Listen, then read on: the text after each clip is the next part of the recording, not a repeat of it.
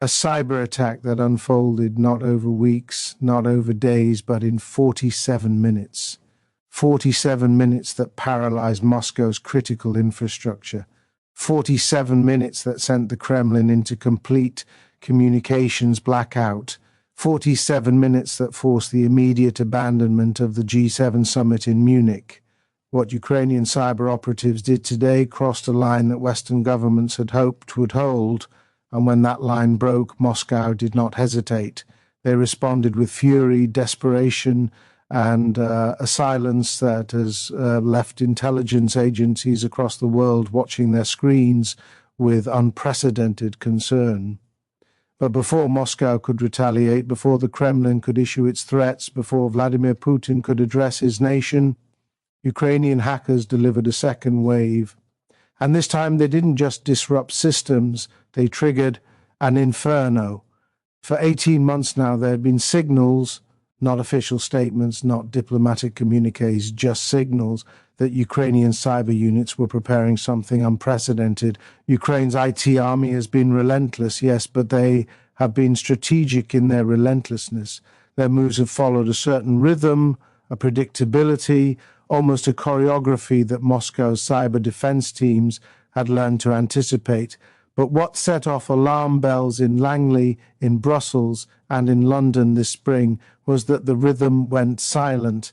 Intelligence analysts who monitor Ukrainian cyber activity know the indicators, the reconnaissance probes against Russian banking systems, the DDoS attacks on state media outlets, the infiltration attempts on military logistics networks, the sudden coordination between disparate hacker collectives. All of that went quiet, and whenever Ukraine's cyber forces go quiet, it means something is about to get loud. Western intelligence agencies noticed the shift in early February, the chatter on encrypted channels, the movement of key operatives, the sudden acquisition of zero-day exploits on dark web markets. All of it pointed towards something major. But no one, not the NSA, not GCHQ, not even Mossad, predicted this. Early this morning, NATO's Cyber Command detected what they described as a cascading systems failure across multiple Russian government networks, including emergency response systems that had not been taken offline since the Cold War. These are the kinds of infrastructure targets that Ukrainian hackers only strike when they are signaling something very specific: capability, intent, or imminent escalation. Western observers didn't know which category this fell into, or whether it fell into all three at once. But what they did know was that Ukraine was changing its cyber posture. And when a nation at war shifts its cyber posture without explanation, even by small margins, every intelligence agency on the planet pays attention. The attack began at 4:47 a.m. Moscow time. Within minutes, the Moscow metro's control systems went dark. Traffic management systems across the capital failed simultaneously. Hospital networks reported complete inability to access patient records. Banking systems froze. But that was just the first wave. The second wave targeted something far more strategic: Russia's internal government communication networks, the secure channels that connect the Kremlin to military commanders, regional governors, and nuclear facilities. For 11 minutes, Russia's leadership was completely blind. The emergency statement issued by NATO tonight was not normal. It was not routine. It was not symbolic. It was urgent. Official after official, briefing after briefing, described Ukraine's operation as unprecedented, sophisticated, and perhaps most importantly, potentially destabilizing beyond anyone's control. But cyber operations only achieve their strategic purpose if the target hesitates. Russia did not. In fact, their response today was among the most alarming we've seen since the invasion began in 2022. Here's what we know. Within 90 minutes of the initial attack, Russia activated cyber warfare units that had been held in reserve since the war's beginning. These weren't the same units that had targeted Ukrainian power grids in previous winters. These were Tier 1 assets, systems and personnel that Russia only deploys when they are preparing to escalate beyond conventional cyber operations. The G7 leaders gathered in Munich for their annual summit received word of the attack just as morning sessions were about to begin. By noon, the decision was made. The summit was abandoned. Leaders were evacuated to secure locations, and for the first time since the G7's formation, a meeting was terminated mid-session due to an active cyber conflict between two nations. Tonight, multiple intelligence sources confirmed that Ukrainian cyber operatives launched coordinated strikes on 17 Russian infrastructure targets, including the Gazprom natural gas monitoring network that had recently been upgraded for what analysts believe was enhanced European export control. Ukrainian hackers breached the systems before Russian cyber defense teams could implement emergency protocols. They hit the Federal Treasury's payment processing servers. They hit the Ministry of Defense's personnel database. They hit railway control systems that were likely preparing to transport military equipment to the Ukrainian front. In other words, Ukraine targeted the nervous system of Russia's war machine, the logistics infrastructure that keeps ammunition moving, the communication networks that keep commanders informed, the financial systems that keep soldiers paid. This is what made NATO's emergency statement so urgent. Ukraine's operation wasn't just symbolic, it was operationally devastating. It represented the kind of cyber strike that could cripple Russia's ability to sustain military operations if left unanswered. And Russia, understanding that fully, responded with force, not recklessly, not impulsively, but with calculated precision that has left cybersecurity experts deeply concerned. They didn't target Ukrainian civilian infrastructure randomly. They didn't launch obvious retaliatory strikes. They went after Ukraine's cyber command and control. They went after the hackers themselves. Reports are now emerging of targeted attacks against known Ukrainian cyber operatives, not their systems, but their physical locations. And here's where the story becomes even more alarming.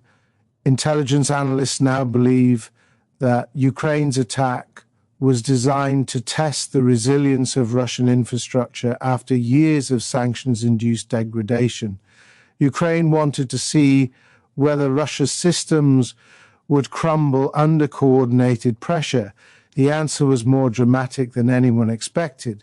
Russian emergency response systems didn't just slow down, they collapsed. The redundancies that were supposed to exist didn't function. The backup systems failed to activate. The manual overrides that should have been available weren't accessible. What Ukraine exposed today wasn't just vulnerability, it was systematic decay. Russia's cyber defense capabilities, once considered among the world's most sophisticated, have apparently deteriorated significantly since 2022. You don't get Moscow's attention easily, but today Kyiv did. Former intelligence officials speaking with international media under anonymity described Russia's system failures as catastrophic, a word rarely used in professional intelligence assessments, but Ukraine proved today that they remain both capable and willing to exploit every weakness in Russia's technological armor. Their strikes were not only precise, they were timed so perfectly that Russian countermeasures activated too late to prevent cascading failures. That timing matters because it shows Ukraine has achieved something remarkable: real-time visibility into Russian defensive postures. It shows that Ukraine is not merely defending against Russian cyber aggression, they are actively penetrating Russian systems at will. As reports continued coming in throughout the day, we learned more about the scale of Ukraine's operation. Ukrainian hackers carried out simultaneous attacks on 14 Russian cities, forcing emergency services to operate on manual backup systems not used since the 1990s. Specialized cyber units targeted satellite communication relays that had been upgraded in the last 6 months as part of Russia's military modernization program. IT army volunteers operating from secure locations across Europe reportedly disabled monitoring systems used by Russian forces to coordinate drone operations over Ukrainian territory. This wasn't just a cyber attack. This wasn't just infrastructure disruption. This was strategic paralysis. This was systematic humiliation. And systematic humiliation is the one thing Vladimir Putin has struggled to manage since February 2022. For every military advance Russia has made, Ukraine has countered with something that undermines Moscow's narrative of strength: the sinking of the Moskva, the liberation of Kherson, the cross-border raids into Belgorod. And now this, the most devastating cyber operation ever conducted against a major world power. Remember, Russia thought they would dominate the cyber domain from day one of this war. They thought Ukrainian infrastructure would collapse within weeks. They thought Western sanctions would prevent Ukraine from developing offensive cyber capabilities. They thought their own systems were impenetrable. But tonight, the exact opposite is happening.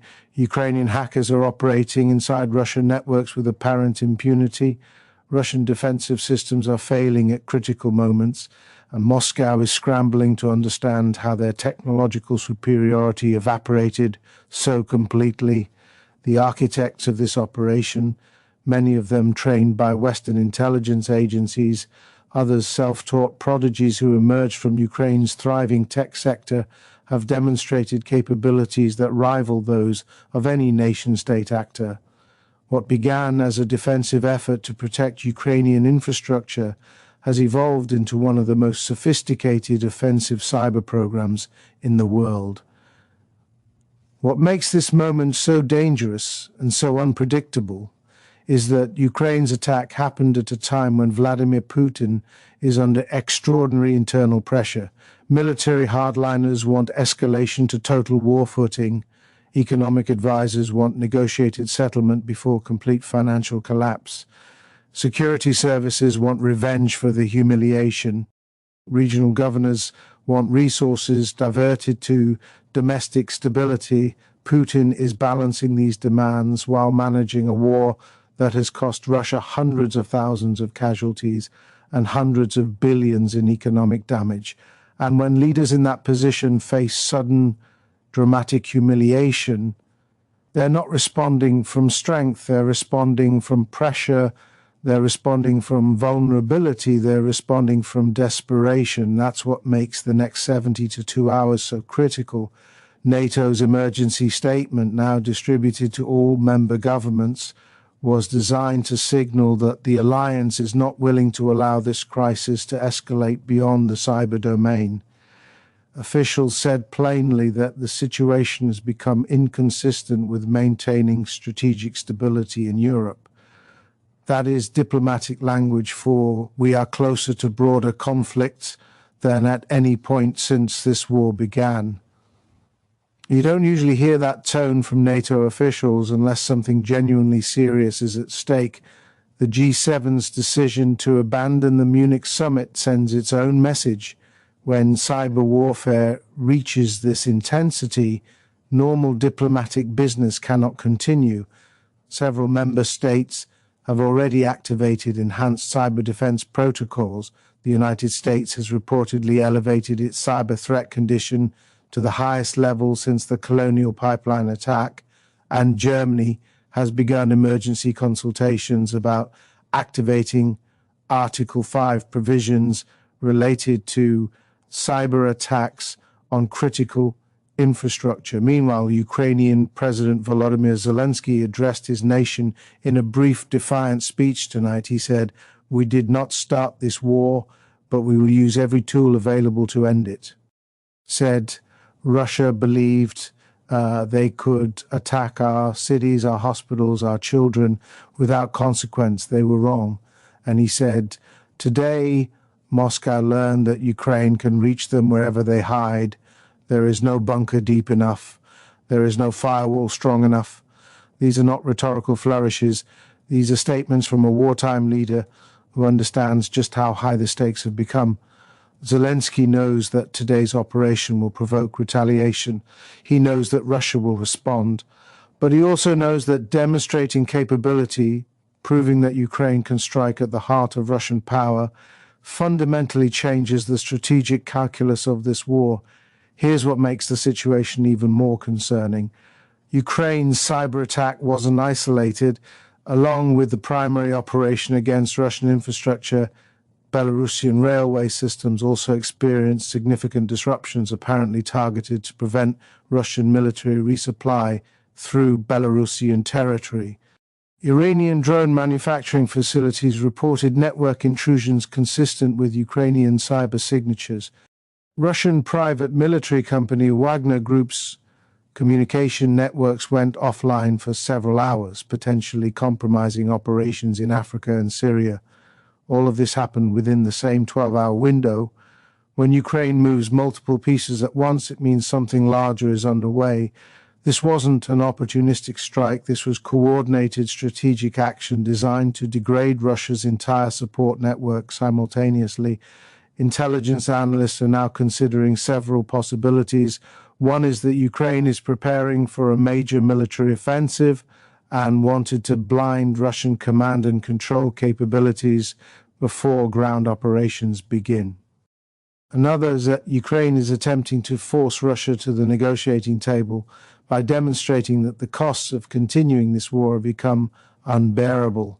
A third possibility, the one worrying officials the most, is that Ukraine is attempting to provoke Russian overreaction, potentially drawing NATO into direct confrontation. But today, Russia's initial response took that card off the table. They didn't launch nuclear threats. They didn't attack NATO infrastructure. They didn't cross any red lines that would require Western intervention. They absorbed the blow, went silent, and began planning their response in the shadows. That silence is what concerns analysts most. What we're watching now is a test of resolve. Russia wants to see whether Ukraine will back down after Moscow's inevitable retaliation. Ukraine wants to show that they can sustain offensive cyber operations indefinitely. The United States wants to prevent escalation beyond the cyber domain, and Europe wants to prevent this conflict from destabilizing continental security structures built over 70 years. These objectives are not entirely compatible. Something will have to give. What gives and when will determine the trajectory of this conflict for years to come. Tonight, we've heard from intelligence officials who are now monitoring Russian cyber activity with maximum intensity. They say Russian offensive units are staging for major retaliatory operations. They say critical infrastructure across NATO member states has been placed on heightened alert. And they say Ukraine's decision to conduct this operation is likely part of a broader strategy intended to fundamentally reshape the dynamics of this war. But Russia is not backing down. In fact, Russia is mobilizing resources that haven't been activated since the war began. Ukraine's response today, precise, devastating, and strategically sophisticated, sent a message to Moscow that the era of Russian cyber dominance is over. And it sent a message to Western allies that Ukraine is a capable partner, not just a victim requiring protection. As the week goes on, we expect more details to emerge about what exactly Ukraine hoped to achieve and what Russia plans in response. But what we do know is that NATO's emergency consultations tonight were timely. They established clear communication channels between allies. They set expectations for collective response to potential Russian retaliation. And they signaled to Moscow that attacks on NATO infrastructure will not be tolerated. What happens next will depend on what Russia does in the next 72 hours. If they choose restraint, this moment will be remembered as a turning point in Ukraine's favor. If they choose escalation, NATO allies have already shown they are prepared to respond collectively. They have shown they are ready to defend their interests. They have shown they will not abandon Ukraine. And tonight, for the first time since this war began, the Kremlin appears to be genuinely uncertain. Moscow is quiet, too quiet. And when Moscow is quiet, it means they are calculating. It means they are weighing options that range from diplomatic retreat to catastrophic escalation. Because tonight, Vladimir Putin learned something he has learned many times but never accepted. Ukraine will not surrender. The West will not abandon them. and Russia's perceived strengths have become devastating vulnerabilities. This story is far from over. Tonight, one thing is clear: the cyber domain has become the decisive battlefield of this war. Ukraine has proven itself a formidable force in that domain, and Russia faces a choice that will define not just this conflict, but the future of European security. And we will be here, watching every detail as the next phase unfolds.